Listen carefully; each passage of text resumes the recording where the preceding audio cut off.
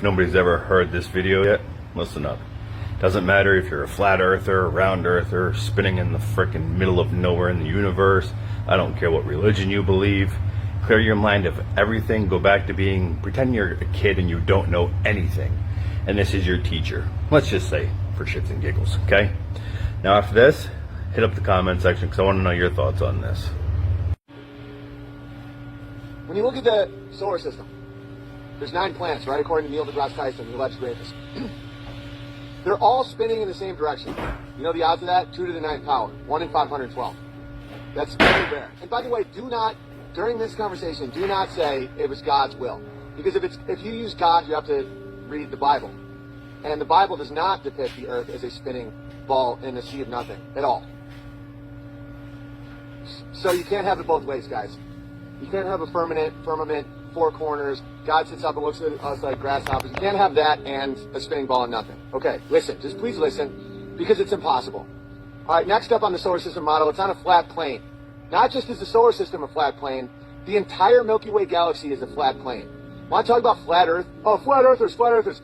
You're saying that after a Big Bang, even with the law of thermodynamics called entropy, which we'll get to in a second, somehow our galaxy ended up being a perfectly flat plane where all the planets spin in the same direction. The odds of that are less than winning the Mega Lotto every single day for thousands of years.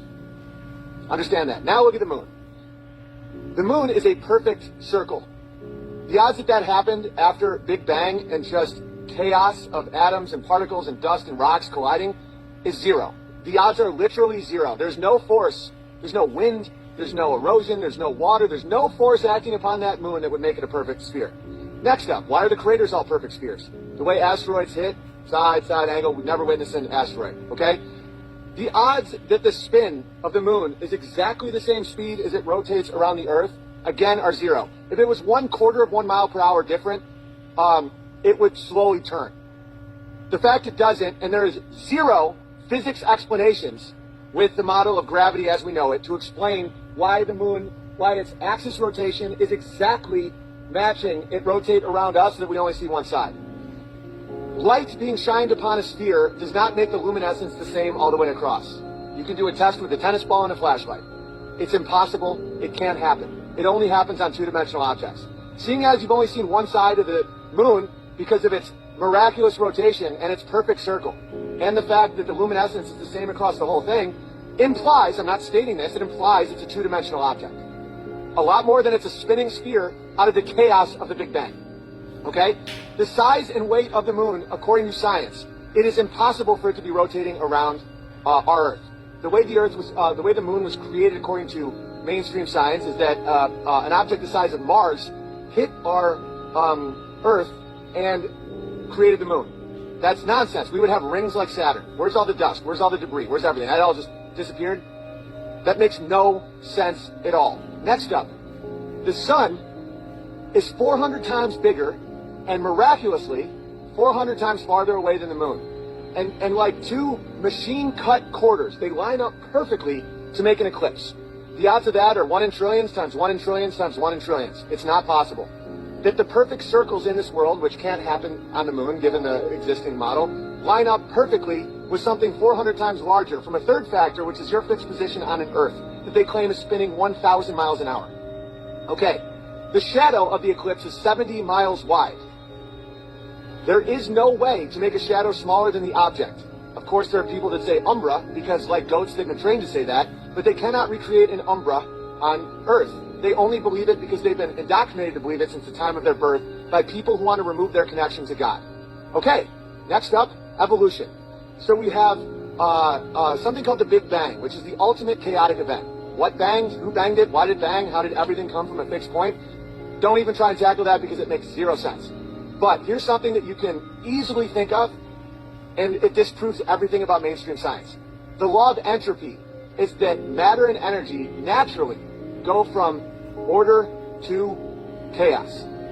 If you break a glass, even after 1 billion years, the broken shards will not reform into the glass, because objects have a tendency towards entropy, towards dissolving, towards breaking apart. Whether it's empires or broken glass, the longer you wait, the more the broken shards become sand. They get ground down, they will never go the other direction. So how do we have a human eyeball from a Big Bang. The Big Bang happens and it creates a never-ending waterfall, cascade, domino effect of atoms smashing against each other in an empty darkness for eternity. So given the law of entropy, that things go from order to chaos, how on earth do we have the structure of a human eyeball in which we can see light and then recreate the light in our minds as images that represent our physical reality? It contradicts to a point of laughable mockery. Okay, now understand that if anyone says, well, sexual selection, Big Bear, you know, over long periods of time, I used to believe this stuff too. I believed all of it. I loved astronomy. I minored in evolution in college. I loved thinking about how the environment would interact with a human being, increase their odds of procreation or decrease their odds of procreation, and certain genes would pass. Nonsense. You're telling me that that force that created the human eyeball, which is unbelievably complicated, that through a long process of light hitting cells and then becoming rods and cones, if that's from sexual selection, why does our skin burn in the sun? Why do I need an umbrella right now so that my skin doesn't become red and cancerous? Well, Big Bear, it's because you're from the north. Why don't I have hair on my body? Why would I die outside in 30-degree weather without a structure around me? If my people came from Northern Europe, which they did for so long, how come I didn't evolve to not die in the snow and then die in the sun? If sexual selection actually had an impact on us, like they say it did, if we can evolve to have the complexity of a human eyeball out of a Big Bang, even though that goes against entropy, why on earth have we evolved to not have skin that's resistant to the one constant in our life at all times, which is the sun and then the winter? It doesn't make any sense, right? So what is the point of all of this? Is this supposed to give you despair and fear? No, it's removing it. We were created. That glass that was broken was a glass because someone made it. So someone made us to have eyes to see, ears to hear, a mouth to taste, hands to touch, a woman to love, a child to hold, right? That is love. And so what's the purpose of life? Serving that which gave us all of it, God. And they want you to think that we are on a spinning circle ball in an infinite black, and every atom that just smashes together randomly eventually became your parents who randomly fucked and are now silently watching NCIS in some long, weird, passive-aggressive game, and you're just here to randomly smash your genitals against someone. No way, guys. That's despair. That's the world where you need medication to get out of bed. That's the world where you can be easily tricked because you have nothing to be grateful for or nothing to live for. When you know that your eyes of your children were created, that means whoever created it loves you. So serve that who loves you, which is your creator. There is no way that moon just got this. The story is an endless serpent distracting you from God's love and making you sad and full of despair. And every time I point out one of these deceptions and people say, oh, I can't be with you on this one, man. It's too much stress. I'm removing the stress.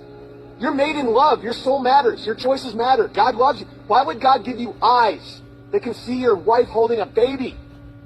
That came out of chaos? No. Why would God make all these unbelievable nonsense things that everyone tries to explain away? None of the scientists have any cohesion whatsoever. You know, they just changed the time frame of the Big Bang by 1 billion years, and no one batted an eye because they are not walking with God. Have gratitude. When you have gratitude towards your Creator, and it's so simple. Just be thankful every day. Be thankful that this was created, that this isn't random results of genital smashing. And then when you're thankful, when you say, thank you, God, God says, no problem. God is everything, guys. This is created out of love and form. And when you see it, your life has more form and order and beauty and love. You can forgive. You can call out bullshit. You can get mad and not be scared that you're bubbling with rage. The purpose of your life is to have gratitude and purpose and serve God. That which made you. That science didn't give you eyes. Random over 1 billion years didn't give you ears. God did. And that's logic. Do you think logic and math explains how our solar system and galaxy is a straight flat plane? And even though we have the law of entropy, for some reason, the most complicated physical things that we can't imagine just came out of you're out of your mind. That is the illogic. Logic comes from a word, guys. Logos, logic. It's the same word, the word.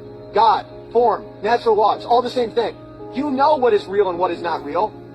And when you know truth will set you free, work will set you free. Labor, truth, love, family, soil. That's what's real.